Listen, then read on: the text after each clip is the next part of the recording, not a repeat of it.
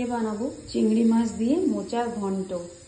এই চিংড়ি মাছকে হলুদ লবণ দিয়ে ম্যারিনেট করে রেখেছিলাম। আর এই যে তেল গরম হতে দিয়ে দিয়েছি, 2 চামচ মতন তেল দিয়েছি।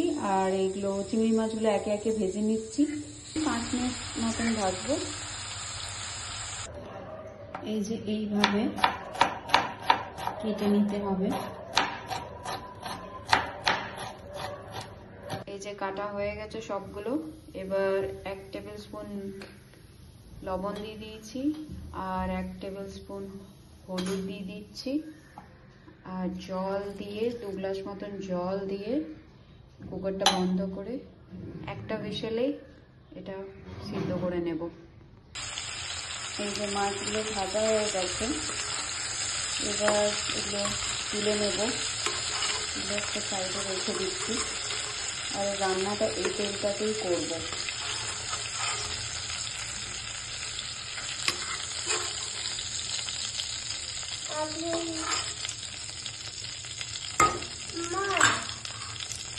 এইবার এটাতে একটা তেজপাতা দিয়ে দিচ্ছি, আর 1/2 টিস্পুন মতন জিরে, গোটা জিরে,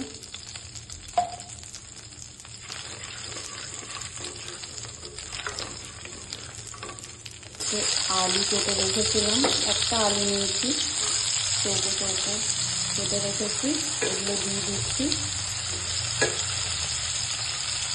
আর আমি ছোলা ভিজিয়ে রেখেছিলাম, 2-3 ঘন্টা ভিজিয়ে রাখলো এনা। ওই ছোলাগুলো দিয়ে দিচ্ছি। ভাজা ভাজা হোক, আলুগুলো গোল্ডেন ব্রাউন হবে। এটাতে 1/2 টিস্পুন মতন লবণ দিয়ে দিচ্ছি। আবার একটু নাড়াচাড়া করে বন্ধ করে রাখবো।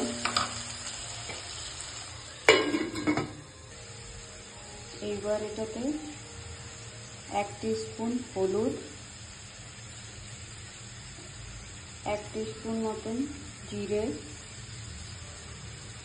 1 টিস্পুন মতন ধনে, আর 1/2 টিস্পুন মতন লাল লঙ্কা দিয়ে দিচ্ছি। এবার একটু এটা নেড়ে চেড়ে নিই।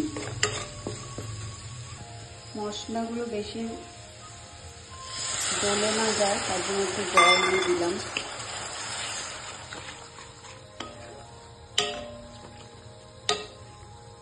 খুব ভাজা ভাজা লঙ্কাও দিয়ে দিচ্ছি। সিদ্ধ হয়ে গেছে, জলটা ঝরতে দিয়ে রেখেছি। এটার মধ্যে এবার আমি 1/2 টমেটো দিয়ে দিচ্ছি। দেখুন এবার তেল বেরিয়ে এসছে, আমি এবার মোচাগুলো দিয়ে দিচ্ছি।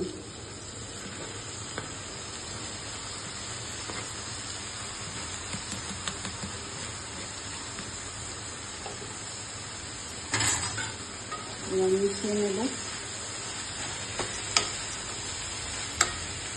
দেখুন তৈরি হয়ে গেছে। এবার এটার মধ্যে চিংড়ি মাছগুলো দিয়ে দিই।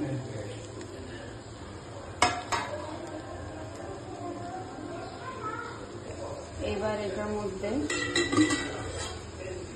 ঘি আর 1/2 টিস্পুন গরম মশলা আর 1/2 টিস্পুন একটু চিনি দিয়ে নাড়াচাড়া করে বন্ধ করে রাখবো। চিংড়ি মাছের মোচার ঘন্ট রেডি। ভালো লাগলে প্লিজ আমার চ্যানেলটাকে সাবস্ক্রাইব করে দিবেন, লাইক করে দিবেন। Thank you.